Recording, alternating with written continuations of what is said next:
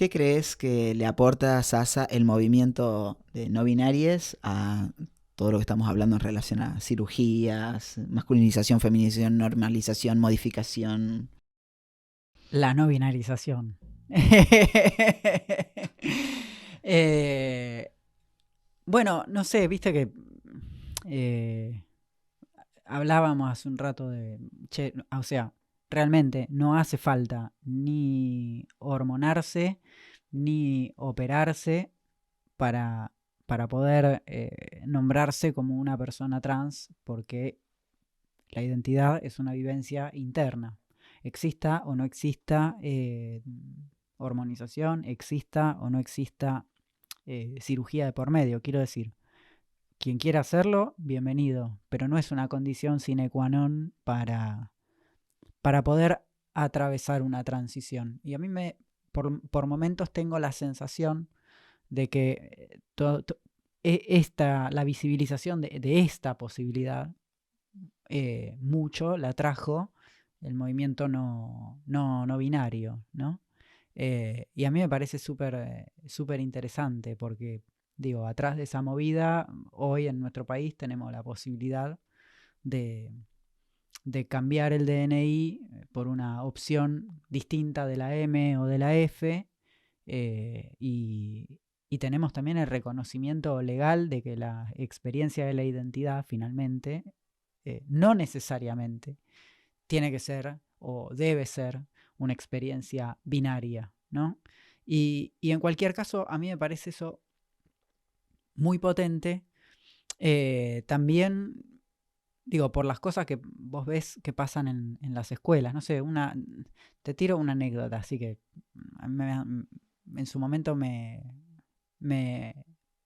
me alegró mucho, ¿no? Me hizo reír mucho y me alegró mucho también. Pues entraba al aula, daba clases en una escuela en el partido de Avellaneda a primer año. Entraba, el aula era un caos, todos los gritos, profe, no sé qué, y yo que entraba así, tipo cero solemnidad, buenas, ¿cómo andan? Y el aula toda da la vuelta, y yo estaba, sigan dando la vuelta, que a mí me hace reír, está todo bien. Ponía la fecha, y a mí me gustaba poner la fecha, y abajo, feliz lunes, feliz martes, feliz miércoles, si era el cumpleaños de alguien, ¿quién cumpleaños hoy? Pirula, bueno, feliz cumple Pirula, les dibujaba un bonete, una torta y 2 globos, y adentro de los globos, ¿cuántos años cumple? 15, 1 y 5, ¿viste? Así, así arrancaba las clases. Y el Qué aula, divertido, qué lindo el tener un aula profe como estaba vos. dada vuelta, buena, tiré la mochila, pongo la fecha, estaba poniendo feliz viernes, vienen 2 nenas, una me toca acá, y yo que entre que el ruido de la... Sí, ¿qué pasa? Les digo... Ella te quiere decir algo. Ah, bueno, ¿qué?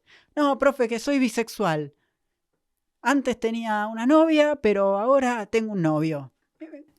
Ah, bueno, y escúchame, ¿vos sos feliz? Sí. ¿Te quiere? ¿Te cuida? Sí. ¿Te respeta? Sí. ¿Vos lo cuidás? Sí. Bueno, entonces está todo bien.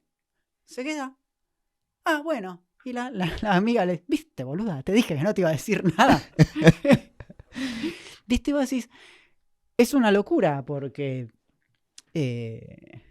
yo voy a decir ya, en mi época, porque ya hay un mi época, en mi época, eso no pasaba, y yo no tuve, no atravesé la escolaridad con una ley de educación sexual integral, para colmo, toda la vida, escuela católica, apostólica, romana, como Dios manda. Y claro, yo era la oveja negra del curso, porque leía Nietzsche, les iba con las cuestiones filosóficas, tocaba la batería, no me ponía la pollera del uniforme, como por ahí me interesaba dar el debate político, estaba en ostra, ¿viste? Eh, y de repente como, digo, así como esa imagen que te acabo de narrar, tengo un montón que vos decís, bueno, hay algo que se está traccionando y hay muchas de las preguntas o de esto, bueno, ¿es realmente necesario acceder a una hormonación sí o sí para poder vivenciar una experiencia trans?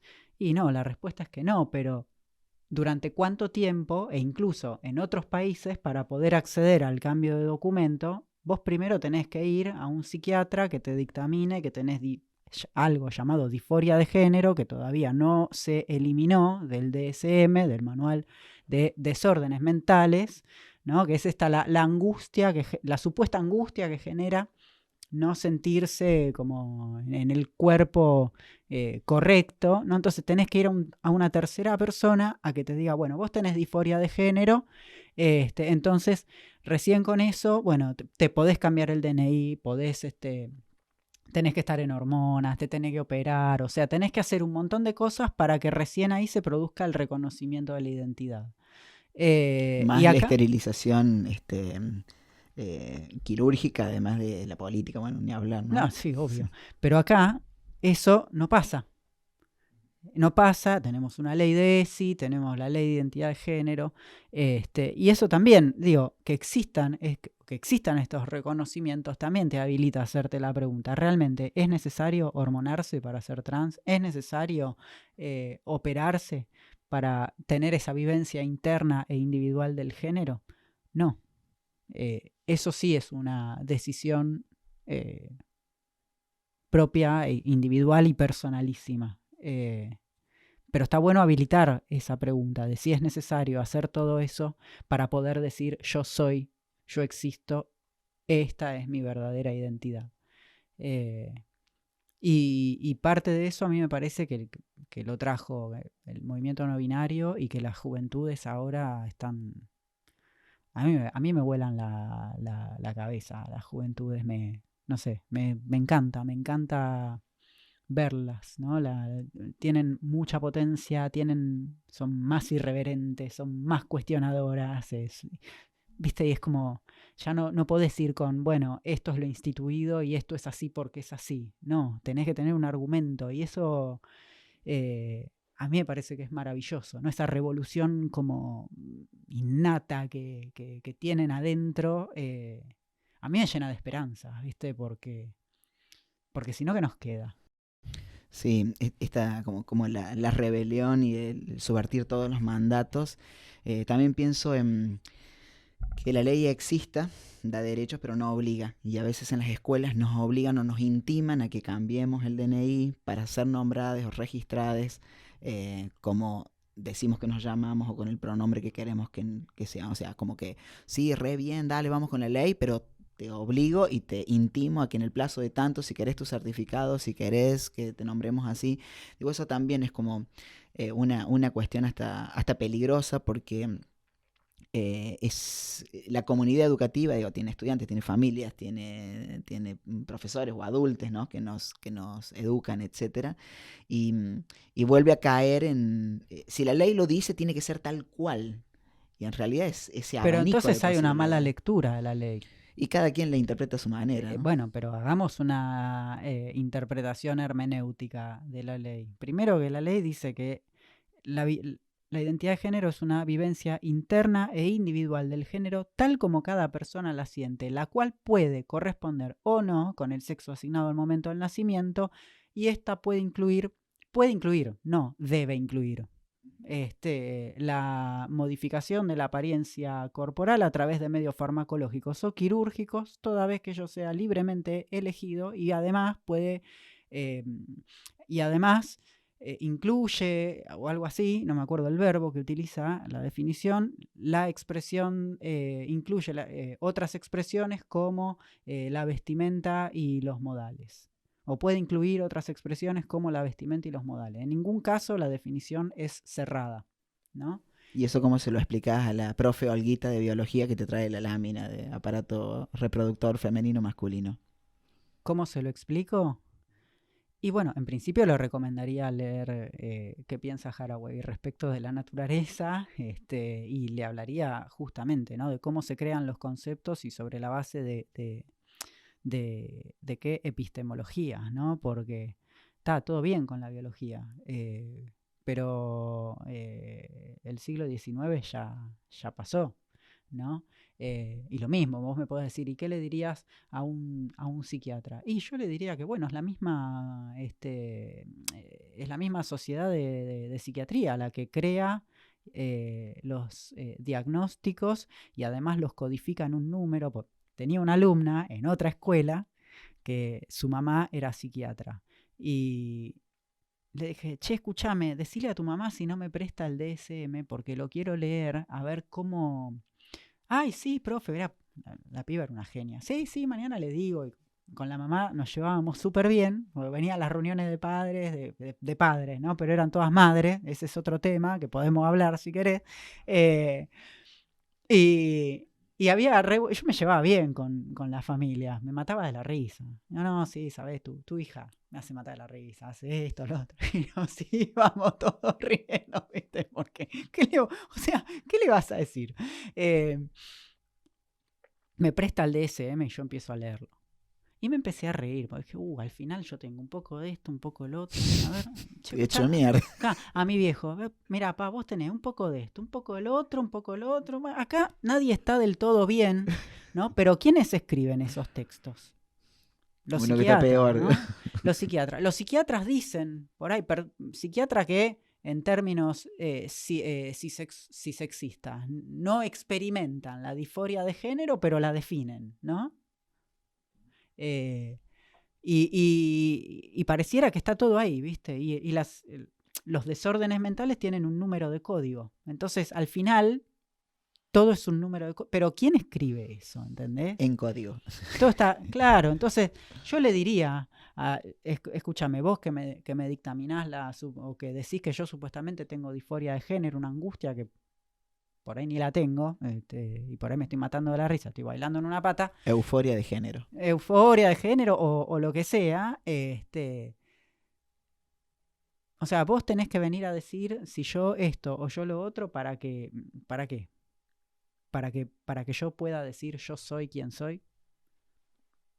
No olvidarse de eso. Del mismo modo, ¿quiénes escriben las leyes? ¿Con qué espíritu? Y pensando en qué poblaciones, ¿no? Por lo mismo, las leyes en su gran mayoría fueron escritas por varones cis a lo largo de la historia, ¿no?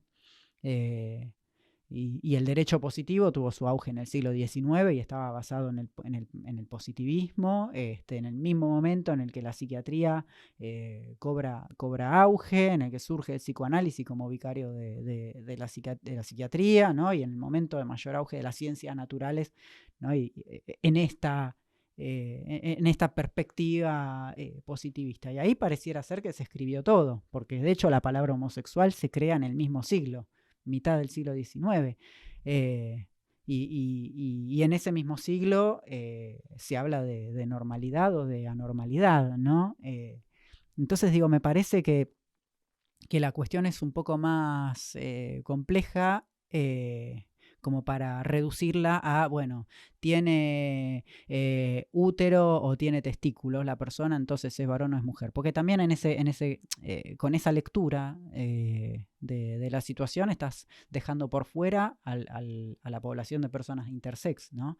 Y nobleza obliga mencionar la cantidad de veces a las que se las ha sometido, porque eso sí que es un sometimiento a las llamadas y mal llamadas cirugías correctivas, para supuestamente normalizar un cuerpo de alguien que ni siquiera prestó su consentimiento porque era un bebé.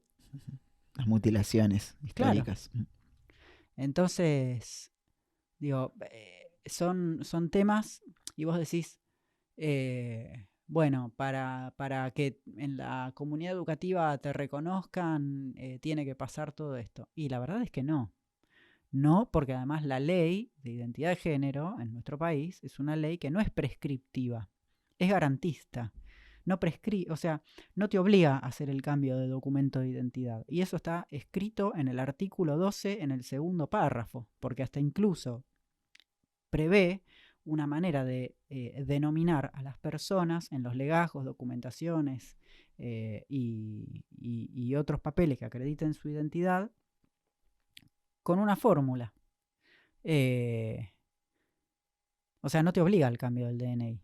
Lo que sí te garantiza es el derecho a tu identidad, que además es un derecho que ya fue garantido por la Convención Interamericana de Derechos Humanos y sabemos que nuestro país suscribe a todos los tratados internacionales de derechos humanos y les otorga jerarquía constitucional. Entonces, digo, en definitiva, lo que se está solicitando no es solo el derecho a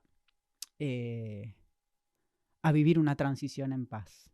Lo que se solicita es el cumplimiento de un derecho humano que tiene jerarquía constitucional y que en el caso específico de la identidad de género tiene una ley particular que garantiza. Esto es por lo menos lo que yo creo. ¿Y por qué tenemos tanta dificultad para que se valore y se respete el desarrollo personal tal cual como uno lo vive? ¿Qué nos pasa? ¿Me lo preguntás a mí? Sí, a vos te lo pregunto. No, en relación a quienes miran y a las resistencias de la ESI de nombrar todo esto, que está en el marco también de la Yo ESI. preguntaría que qué nos pasa como sociedad. Claro, ¿no? a eso me refería, sí.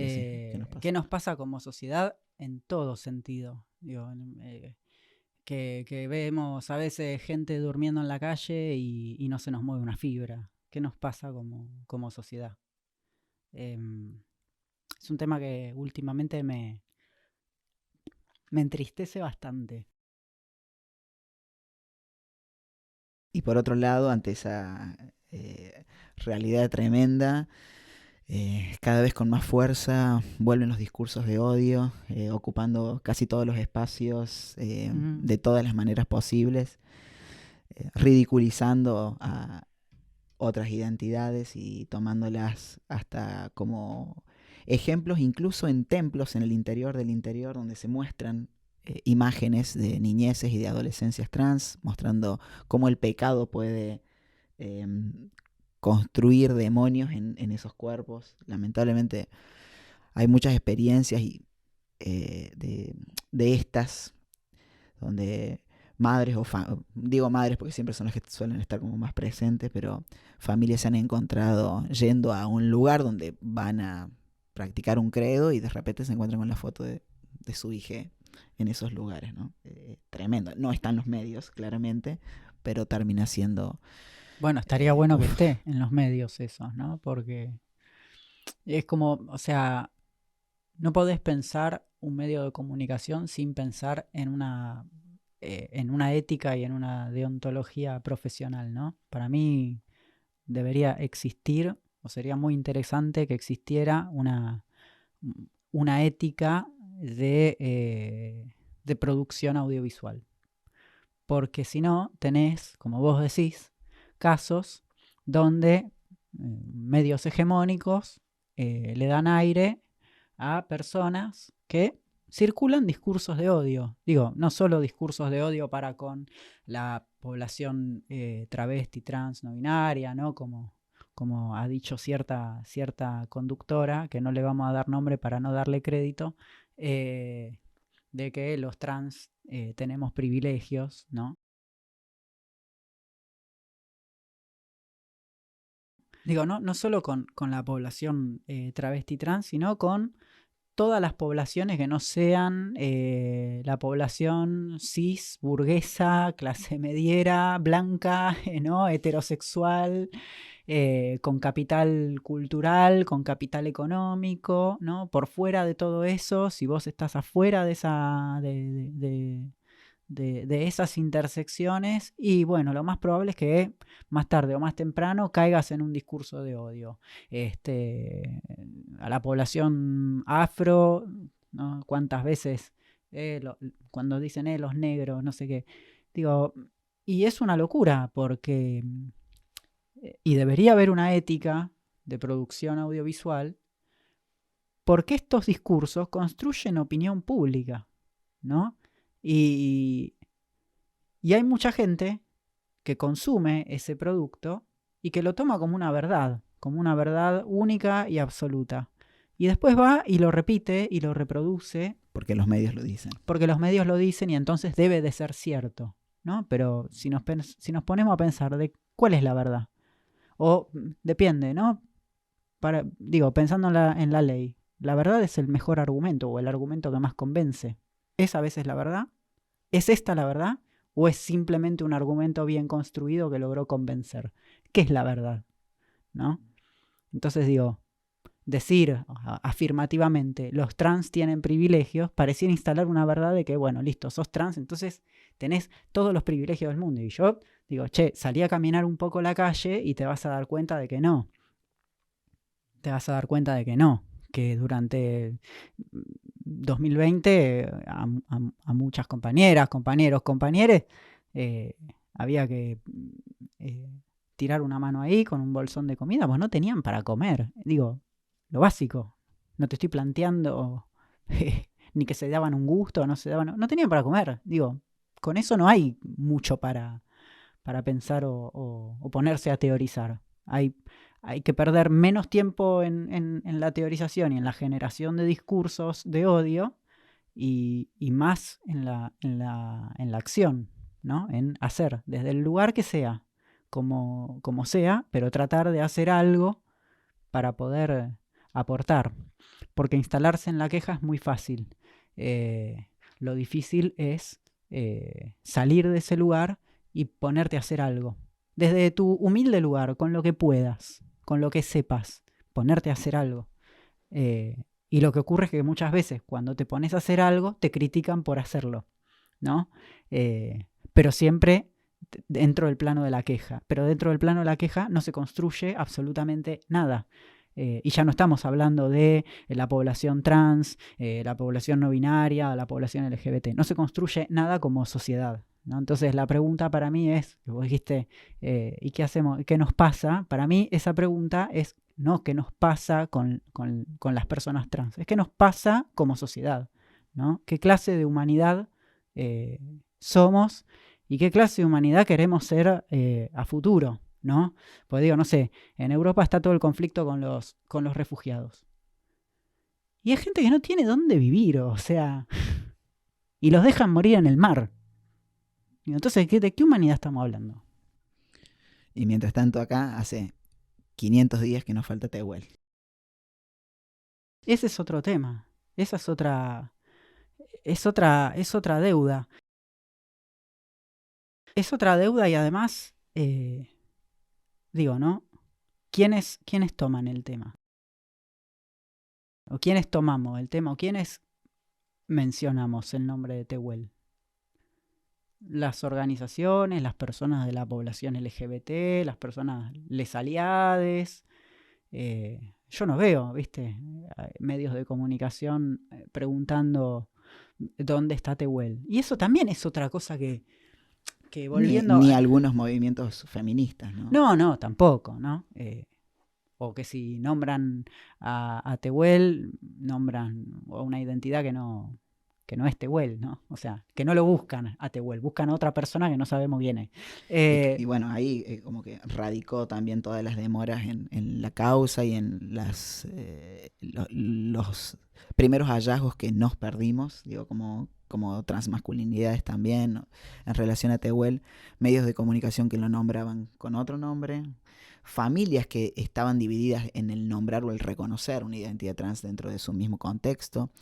La búsqueda laboral teñida también de una situación de una violencia de género que lamentablemente creo que todos sabemos la respuesta de lo que ha pasado con Tehuel y hasta nos duele decir lo que sucedió, pero también visibiliza una violencia histórica de la cual las transmasculinidades o masculinidades no binarias han sido víctimas, ¿no? Históricamente, ¿no? De los abusos correctivos, violaciones en entornos que hemos sufrido las mismas violencias que las compañeras o mujeres cis, solo que no siempre pudimos decir o no siempre nos escucharon cuando dijimos nuestros nombres. La clandestinidad integral en tantas cosas, los compañeros muertos en abortos clandestinos, cuántas cosas que no se nombran en una agenda que aparece invisible totalmente y que causa hasta, no sé, dolor y pavor y hasta miedo seguir. Y en esto, mientras lo decía, me iba así como otra vez orgánicamente, el cuerpo te atraviesa, las palabras atraviesan el cuerpo, atraviesan las historias. A veces reconozco también en distintos momentos de mi vida como víctima de abuso, y los acosos callejeros y otros tipos de acosos, como aún hoy caminar por la calle, llegar a una esquina donde hay un grupo de varones tomándose una birra, me genera terror. Y prefiero cruzarme o volverme a ir por otro lado, aunque tenga este aspecto de un varón cis hegemónico y supuestamente no debería tener miedo, pero está tan asentado hasta a nivel celular que siento miedo todavía, ¿no? De esa memoria que tiene el cuerpo. Y también me pasa cuando subo al colectivo, cuando me voy a algún lugar donde voy a rozarme incluso con alguna chica, alguna mujer en el colectivo, ¿no? Te buscas, subís y buscas tu lugar. Cuando somos un montón, recuerdo cuando me tomaba del pasamanos, ¿no? Y escondía la cola para que no me apoyaran. Y a veces cuando paso veo que hay una o dos mujeres que hacen lo mismo, cuidándose de mí. Y te juro que me dan ganas de decirle, no, compañera, yo te entiendo, también me pasó, soy un varón trans y quisiera explicarle todo, ¿no? Y no pude explicarle nada. Entonces, yo que siempre me consideré en peligro y que sigo estando en peligro, aunque no pareciera, de repente me convertí en alguien peligroso.